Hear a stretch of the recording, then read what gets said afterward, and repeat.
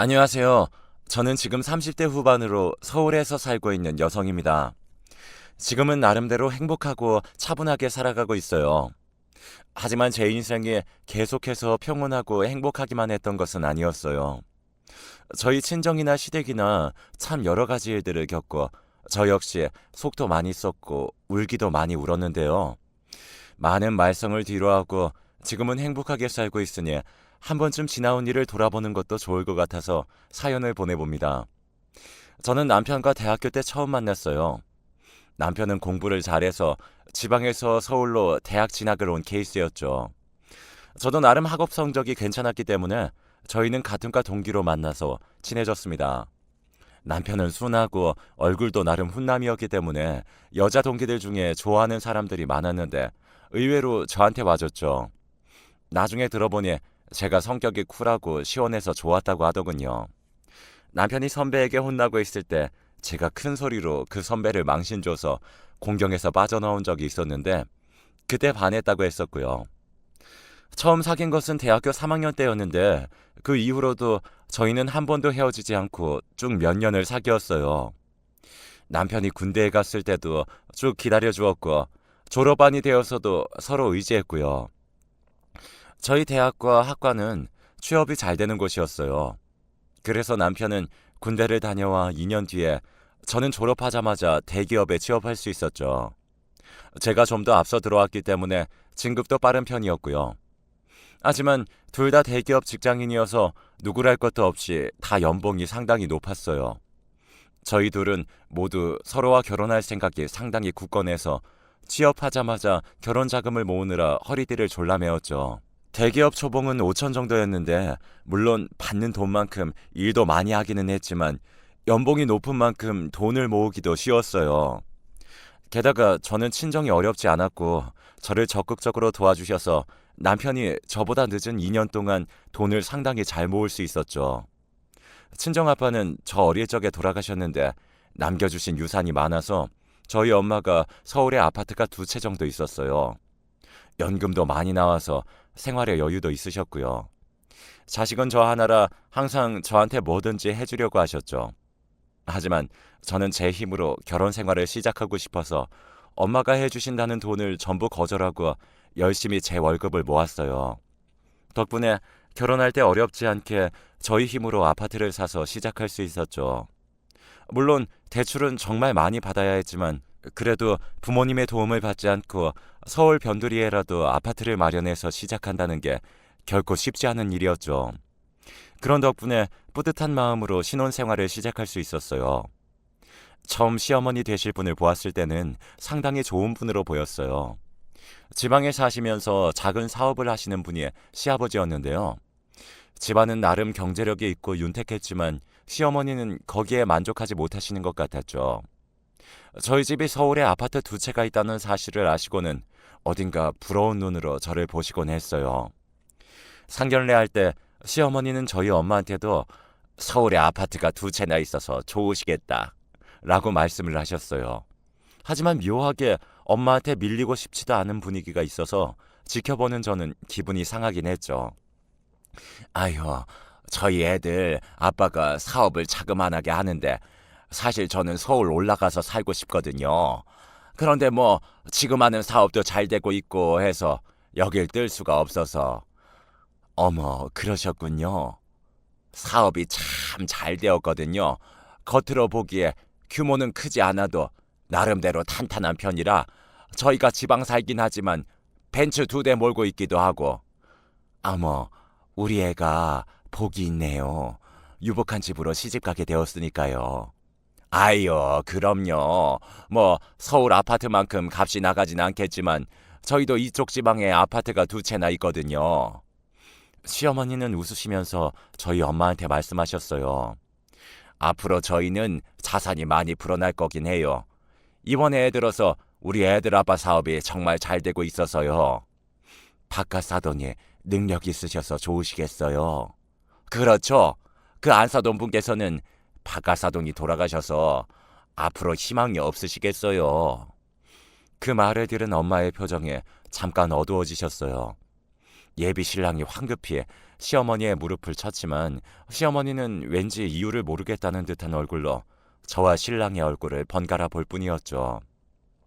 저는 마음이 안 좋았지만 시어머니가 간혹 또 너무 천진하고 순수하신 면이 있어서 말을 함부로 하시는 경향이 있다는 걸 미리 남편으로부터 들어서 그냥 그런가 보다 싶었어요.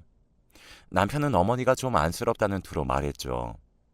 시아버지 되시는 분이 너무 시어머니를 안에만 있게 해서 바깥 사정을 모른다고요. 사실 모르셔서 그럴 나이는 한참 지나시긴 했는데 저는 남편의 말을 믿었어요. 그 외에는 결혼할 때까지 그리 걸리는 일이 없었어요. 그런데 결혼을 하고 나서 보니 시댁의 재정 상태가 생각보다 좋지만은 않다는 사실을 알게 되었어요. 시아버지는 실제로 과거에는 상당히 잘 나가는 사업가였지만 최근 들어서는 여러 가지 문제로 인해 사업이 휘청이고 있다고 하더군요. 그것도 시부모님이 말씀하신 건 아니고 남편이 어쩌다가 말을 흘려서 알게 되었어요. 아, 요새 아버지 힘드신가 보네. 왜? 자꾸 돈 나올 때 없냐고 연락 와서. 돈 나올 때? 사업 자금이 임시적으로 필요하신가 봐. 얼마 전부터 힘들다고 계속 그러시더니. 아, 지금도 그런가 보네. 아, 그렇다고 오빠한테 자꾸 그런 말씀하시면 어떡해. 우리가 뭐 돈이 어디 있다고. 아버지도 진짜 뭐 바라고 하시는 건 아니겠지. 그냥 답답해서 하시는 말씀일 거고. 남편은 크게 신경 쓰지 않는 모습이라 저도 그냥 별일 아닌가 보다 하고 말았어요. 하지만 아무리 힘들더라도 결혼한 아들한테 돈 달라고 말씀을 자꾸 하신다는 게 좀 제 상식선에서는 이상한 부분이긴 했죠. 사실 시댁 분위기가 제가 느끼기에는 좀 이상했어요. 시어머니는 저한테 좀 허세를 부리고 싶어 하고 반대로 부러워하기도 하셨거든요. 그 사이 시아버지는 뒤로 남편에게 돈 나올 것 없냐고 대출 좀 소개시켜 달라고 하기도 하시고요. 지금 생각하면 그때 한창 시아버지의 사업이 흔들리기 시작했던 때인 것 같아요. 하지만 저는 당시에 아무런 눈치를 채지 못하고 그저 원래 시댁 분위기가 그런가 보다 할 뿐이었죠. 결혼하고 나서 첫 명절에 시댁에 갔을 때도 그런 걸 느꼈어요. 시어머니는 저를 불러다 앉히시더니 갑자기 수다를 떨기 시작하셨죠. 예, 내가 친구들이 있는데 말이다. 걔네들도 다 이쪽 지방 유지 집안이거든. 그런데 며느리들은 어찌나 잘 들였는지 며느리들이 다 알아서 명절 맞이로 용돈도 20개씩 탁탁 챙겨주고 그런다더라. 그분들은 좋으시겠네요. 그래, 며느리들이 다 의사, 변호사 같이 사자 달린 애들 아니면 친정집이 아주 부자라 시어머니 용돈도 엄청나게 챙겨주나 봐. 걔들 그래서 이번에 며느리들이 준 용돈으로 백도 바꾸고 명품관 쇼핑도 했다지 뭐야. 세상에 잘난 며느리 들이더니 부러워라. 저는 당시 시댁에 용돈 100만 원 정도를 챙겨드렸는데 그 정도도 저한테는 엄청나게 큰 돈이었어요. 하지만 시어머니는 며느리라면 당연히 그 정도는 해야 하는 거고 더 잘난 며느리를 바라시는 것 같았어요. 제가 뭔가 항의도 못하게 꽤나 외적으로 돌려 말하면서 못마땅해 하셨죠. 친정이 잘 사는데도 돈 안 주는 며느리는 없다더라. 다들 시댁 살림에 보태기도 하고 시아버지 사업에 쓰라고 자금 융통해주기도 하고 그런데 아유 우리 집은 왜 그런 복도 없는지. 엄마 그만해요. 결국 참다 못한 남편이 한 소리 할 정도로 시어머니의 불평불만은 끝이 없었죠. 명절에 시댁에 이틀을 머물렀는데 스트레스 때문에 편히 앉아 밥 한 술도 못 들 정도였어요. 이러실 거면 결혼 전에 애초에 더 잘난 며느리 찾는다고 퇴짜라고 놓을 것이지 왜 지금 와서 이러시나 싶은 원망도 들 정도였죠. 하지만 남편은 집에 와서 제 푸념을 들으면서 한숨을 쉴 뿐이었어요. 우리 엄마 원래 그런다니까. 뭘 또 그걸 마음에 담아두고 그래. 그때 남편한테 좀 실망했던 것 같아요. 남편이라면 저하고 좀 더 이야기를 많이 하면서 달래주기도 하고 제 편을 들어서 시어머니를 말려주기라도 할 것 같았는데 남편은 그냥 자기가 듣기 싫어서 시어머니의 말을 끄는 것뿐이더군요. 저는 남편조차 제 마음을 알아주지 않는다는 사실에 좀 서글퍼지기도 하고 기운이 빠지기도 했어요. 그런 가운데에도 제가 기댈 곳이 있어서 그나마 낫긴 했는데요. 바로 친정엄마가 제가 기댈 수 있는 분이었죠. 친정아빠가 몇 년 전에 돌아가신 이후로 자식은 저 하나인지라 저하고 엄마는 언제나 같이 이야기하면서 함께 지내고는 했거든요. 그런데 그로부터 얼마 지나지 않아서 청천벽력 같은 일이 발생했어요. 친정엄마가 암 말기 판정을 받으셨다는 거예요. 지금도 그때 엄마한테 처음 전화를 받았던 날이 생생하게 기억나요. 얘야, 큰일 났구나. 왜 엄마? 왜 목소리가 그렇게 안 좋아요? 그게 사흘 만에 저한테 전화를 한 엄마의 목소리는 무척 기운이 빠져 있었어요. 저는 엄마의 그 목소리가 마음에 걸려서 왜 그러시냐고 자꾸 캐물었고 처음에는 말을 하지 않으려던 엄마가 결국 한숨을 푹 쉬셨죠. 말을 안 한다고 해도 결국에는 가게 될 거니. 그리고 너밖에 자식이 없으니 예. 왜? 엄마 불안하게 자꾸 왜 그래? 엄마 위암 말기랜다. 오늘 병원 다녀왔다. 그 순간 저는 아무런 소리도 들리지 않는 것 같았어요. 머리가 완전히 멍해지는 것 같았죠. 한동안 아무런 말도 못하고 엄마에게 위로도 못한 채로 저는 어안이 벙벙한 채 전화를 끊고서 곧장 친정으로 달려갔어요. 엄마는 제가 들어가자 저를 끌어안고 울먹이셨어요.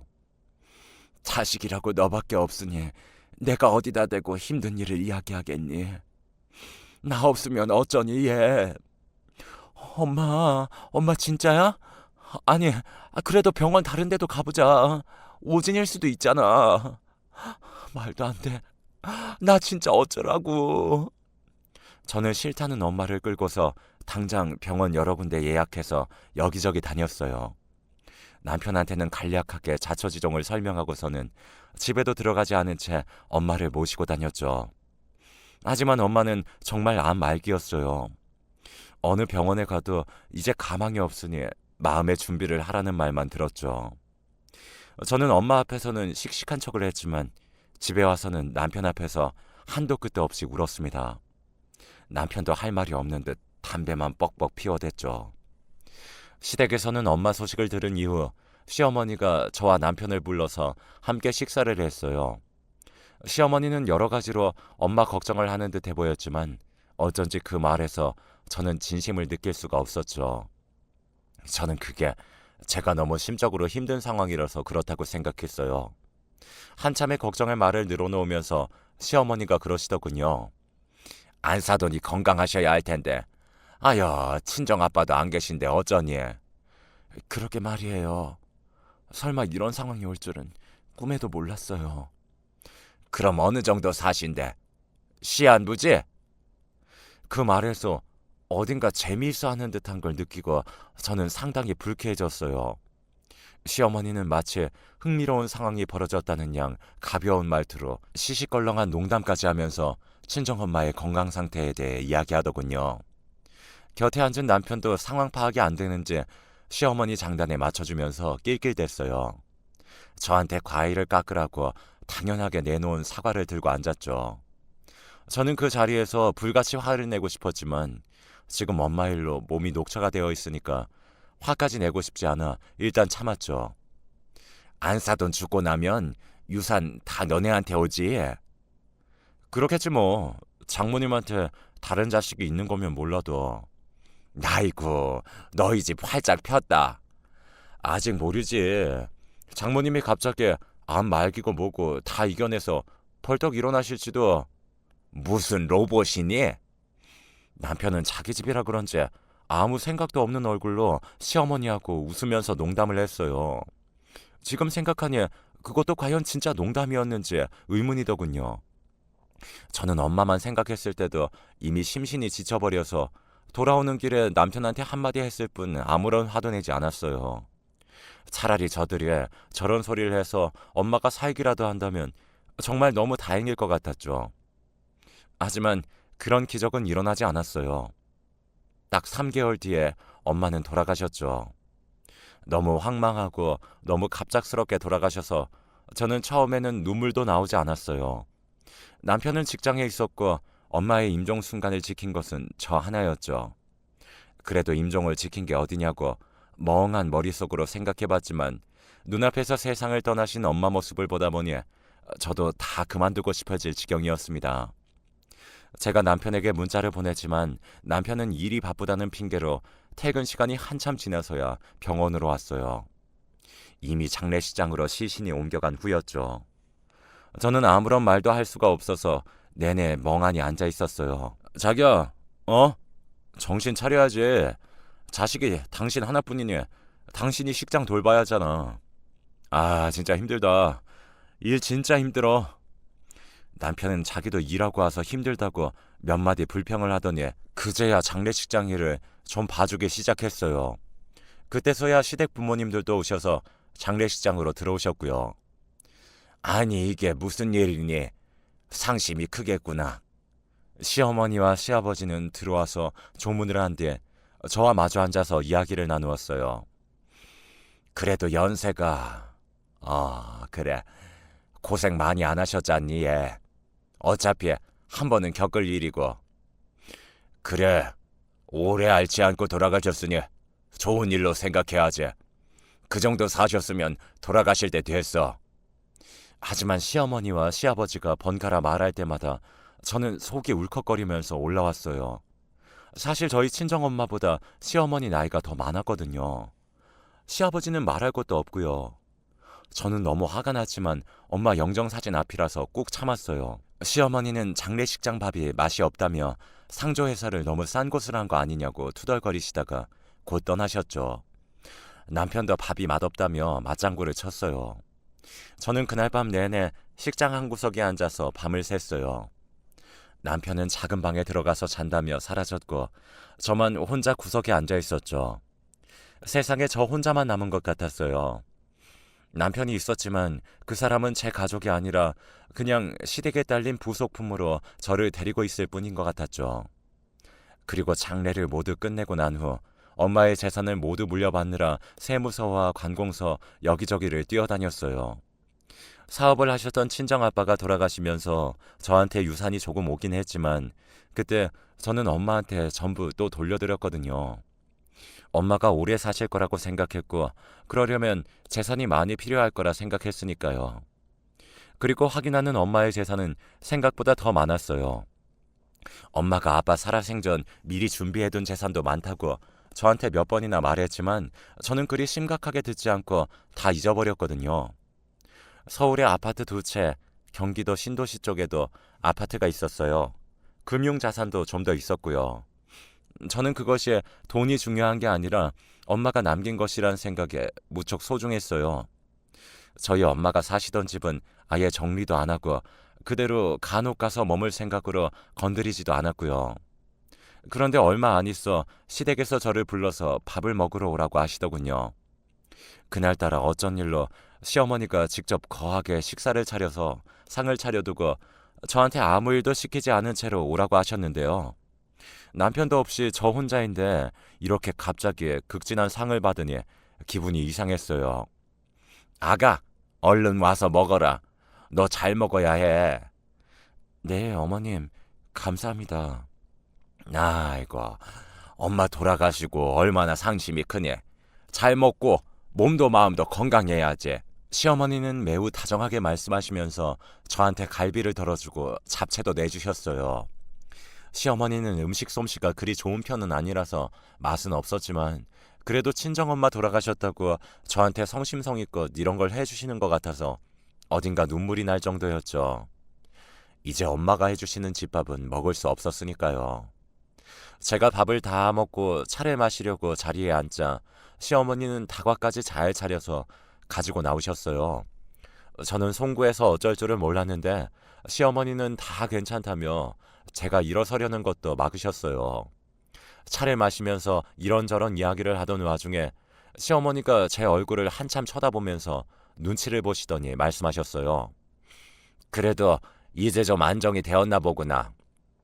엄마 돌아가신 건 인정하고 이제 저도 제 생활 챙겨야죠.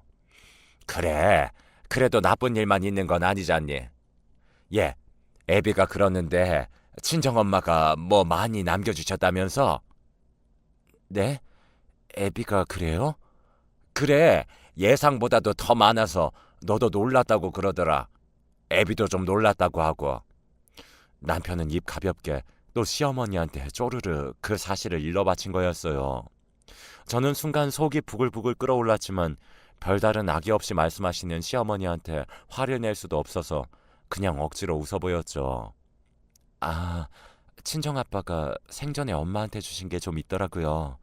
미리 엄마가 말씀을 하셨는데 제가 너무 흘러들어서. 돈 관련된 걸 그렇게 흘려들으면 어쩌니? 미리미리 챙겨둬야지. 뭐 하기야, 자식이 너 하나니까 상관없겠다만. 시어머니는 어딘가 싱글벙글한 얼굴을 하고 있었어요. 마치 제가 물려받게 된 상속재산이 시댁의 것이라고 생각하는 것 같았죠. 설마 그럴 리가 있을까 싶어 제가 너무 시어머니에 대해 과하게 나쁘게 생각하는 것 같다고 제가 스스로를 달랠 때였어요. 이제 네 시아버지와 나를 네 진짜 부모님이라고 생각하면 되겠다. 이제 너한텐 부모님이라고는 우리뿐이잖니, 얘. 아, 네. 우리는 너를 친딸처럼 여길 테니까. 저는 순간 코웃음을 칠 뻔했어요. 도대체 말이 되는 소리를 해야죠. 그동안 해온 게 있는데 갑자기 식사 한번 잘 대접해줬다고 진짜 부모님처럼 대하다뇨. 저는 거기서부터 뭔가 이상한 느낌을 받았어요.